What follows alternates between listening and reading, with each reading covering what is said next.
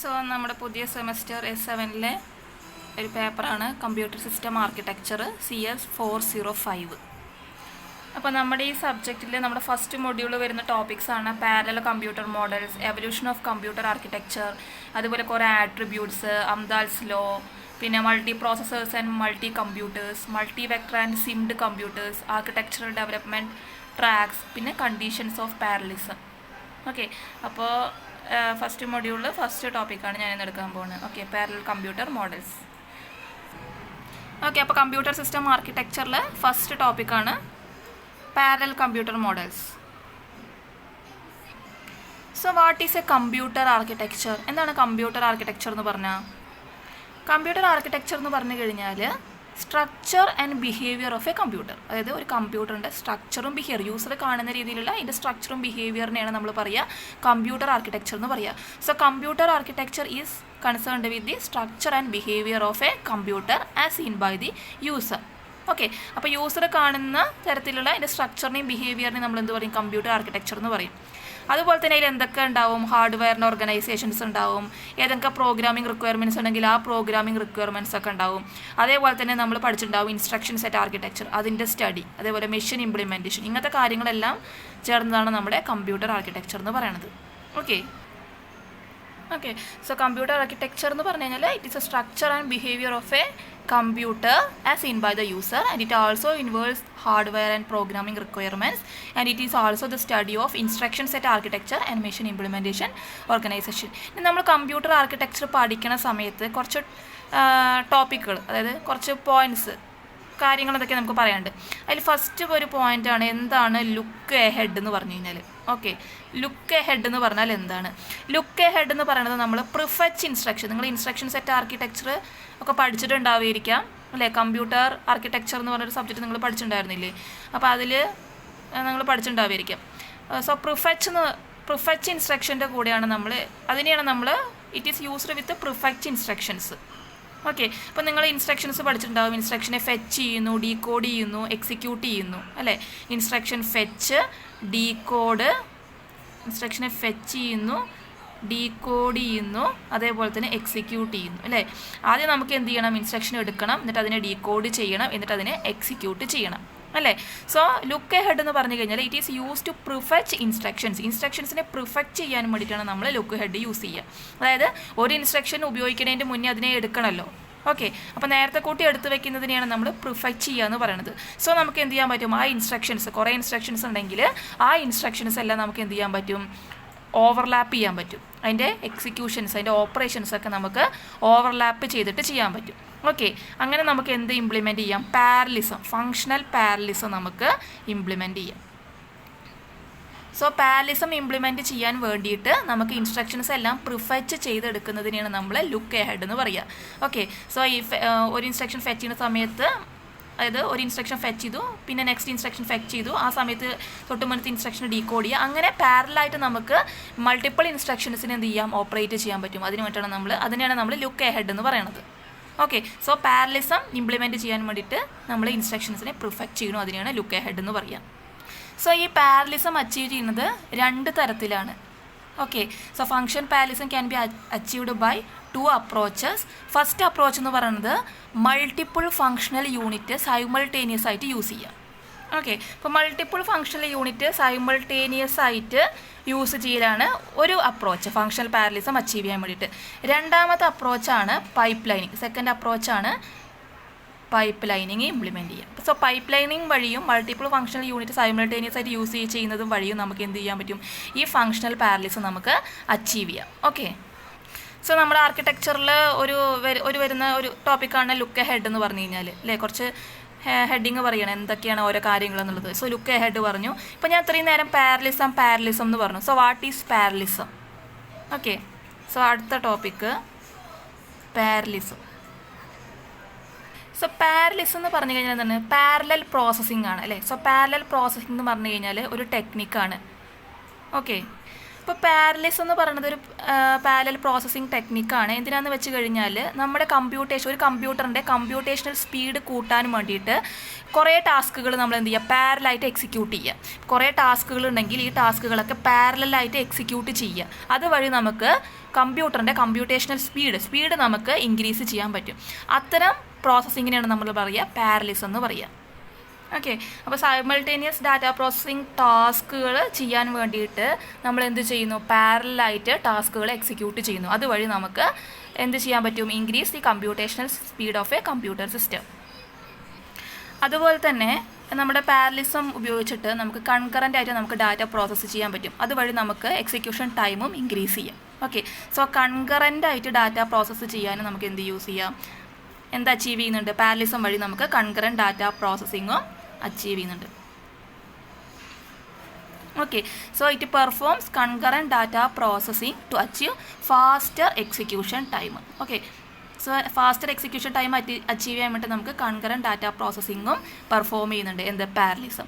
So parallelism എന്ന് പറഞ്ഞു കഴിഞ്ഞാൽ പാരലൽ പ്രോസസ്സിംഗ് ആണ്. അതൊരു ടെക്നിക്കാണ്. സൈമൾട്ടേനിയസ് ആയിട്ട് ഡാറ്റ പ്രോസസ്സ് ചെയ്യും. അതുവഴി നമുക്ക് എന്ത് ചെയ്യാൻ പറ്റും, കമ്പ്യൂട്ടർ സിസ്റ്റത്തിൻ്റെ സ്പീഡ് ഇൻക്രീസ് ചെയ്യാൻ പറ്റും. അതുപോലെ നമുക്ക് കൺകറൻ്റ് ഡാറ്റ പ്രോസസ്സിങ് പെർഫോം ചെയ്യുന്നത് വഴി എക്സിക്യൂഷൻ ടൈമും നമുക്ക് ഇൻക്രീസ് ചെയ്യാം. സോ ഇതാണ് പാരലിസം കൊണ്ടുള്ള യൂസ്.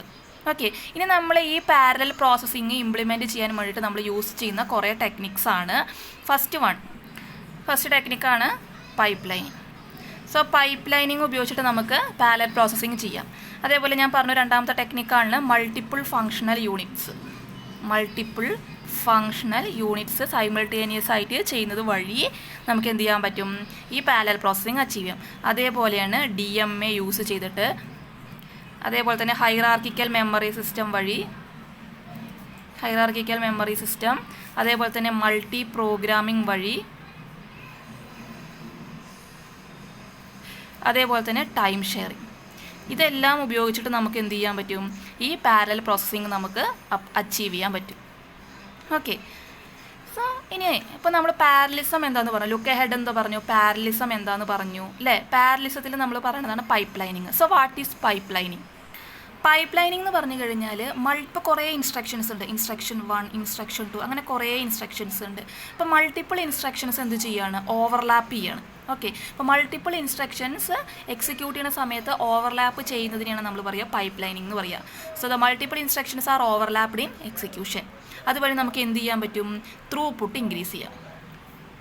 ഓക്കെ, ത്രൂപുട്ട് ഇൻക്രീസ് ചെയ്യാൻ പറ്റും.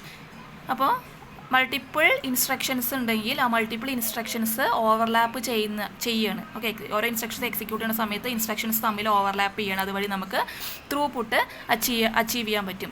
സോ ഒരു ഡിജിറ്റൽ കമ്പ്യൂട്ടർ എടുക്കുമ്പോൾ മെയിനായിട്ട് 4 സ്റ്റെപ്പുകളാണുള്ളത്. ഒരു ഇൻസ്ട്രക്ഷൻ എക്സിക്യൂഷൻ എടുക്കുമ്പോൾ 4 സ്റ്റെപ്പുകളാണുള്ളത്. ആദ്യം നമുക്ക് എന്ത് ചെയ്യണം, ഇൻസ്ട്രക്ഷനെ നമ്മൾ എന്ത് ചെയ്യണം, ഫെച്ച് ചെയ്യണം. ഇത് ഇൻ്റർവ്യൂവിനൊക്കെ ചോദിക്കുന്ന ക്വസ്റ്റ്യൻ ആണ്. ഓക്കെ, സോ ഇൻസ്ട്രക്ഷനെ ഫെച്ച് ചെയ്യണം. ദെൻ ഇൻസ്ട്രക്ഷൻ എന്ത് ചെയ്യണം, ഡീകോഡ് ചെയ്യണം. ഓക്കെ, അതേപോലെ ഓപ്പറൻറ്റ് ഉണ്ടെങ്കിൽ ഓപ്പറൻറ്റിനെ എന്ത് ചെയ്യണം, ഫെച്ച് ചെയ്യണം. ദെൻ എന്ത് ചെയ്യണം, എക്സിക്യൂട്ട് ചെയ്യണം. മെയിനായിട്ട് instruction fetch, instruction decode, instruction execute ആണ്. ഇനി ഓപ്പറൻറ്റ് ഉണ്ടെങ്കിൽ ആ ഓപ്പറൻറ്റ് ഇടയിൽ എന്ത് ചെയ്യും, ഫെച്ച് ചെയ്യും. So instruction fetch, instruction decode, operant fetch and execution. So ആദ്യം ഇൻസ്ട്രക്ഷനെ ഫെച്ച് ചെയ്യുന്നു. ഇൻസ്ട്രക്ഷൻ എവിടെയാണ് കിടക്കണത് വെച്ചാൽ അവിടെ പോയിട്ട് ഇൻസ്ട്രക്ഷൻ എടുക്കുന്നു. എന്നിട്ട് ആ ഇൻസ്ട്രക്ഷനെ ഡീകോഡ് ചെയ്യുന്നു. ദെൻ ഓപ്പറൻറ്റ് ഉണ്ടെങ്കിൽ ആ ഓപ്പറൻറ്റിനെയും എടുക്കുന്നു. എന്നിട്ട് എന്ത് ചെയ്യുന്നു, എക്സിക്യൂട്ട് ചെയ്യുകയാണ് ചെയ്യുന്നത്. ആ ഇൻസ്ട്രക്ഷനെ എക്സിക്യൂട്ട് ചെയ്യുന്നു. ഓക്കെ, ഇപ്പോൾ പൈപ്പ് ലൈനിങ്ങിലാണെന്നുണ്ടെങ്കിൽ ഇപ്പോൾ ഒരു ഇൻസ്ട്രക്ഷനെ ഫെച്ച് ചെയ്തു, അത് കഴിയുമ്പോൾ അപ്പോൾ തന്നെ നെക്സ്റ്റ് ഇൻസ്ട്രക്ഷനെ ഫെച്ച് ചെയ്തു. അപ്പോൾ ഈ ഇൻസ്ട്രക്ഷനെ ഫെച്ച് ചെയ്യുന്ന സമയത്ത് ഈ ഇൻസ്ട്രക്ഷനെ ചിലപ്പോൾ ഡീകോഡ് ചെയ്യും.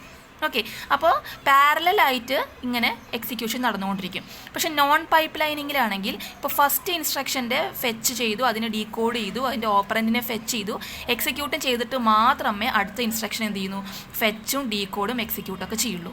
പക്ഷേ പൈപ്പ് ലൈനിങ് ആണെന്നുണ്ടെങ്കിൽ മൾട്ടിപ്പിൾ ഇൻസ്ട്രക്ഷൻസ് ഫെച്ചിങ്ങും ഡീകോഡിങ്ങും എക്സിക്യൂഷനും പാരലായിട്ട് നടന്നുകൊണ്ടേയിരിക്കും. So in a non pipelined computer these 4 step must be completed before the next instruction to be issued. പക്ഷേ പൈപ്പ് ലൈൻഡ് കമ്പ്യൂട്ടറിൽ എന്താണ്, successive instructions are executed in an overlapped fashion. Okay, so മെയിനായിട്ട് 2 തരത്തിലുള്ള pipe ലൈനാണുള്ളത്.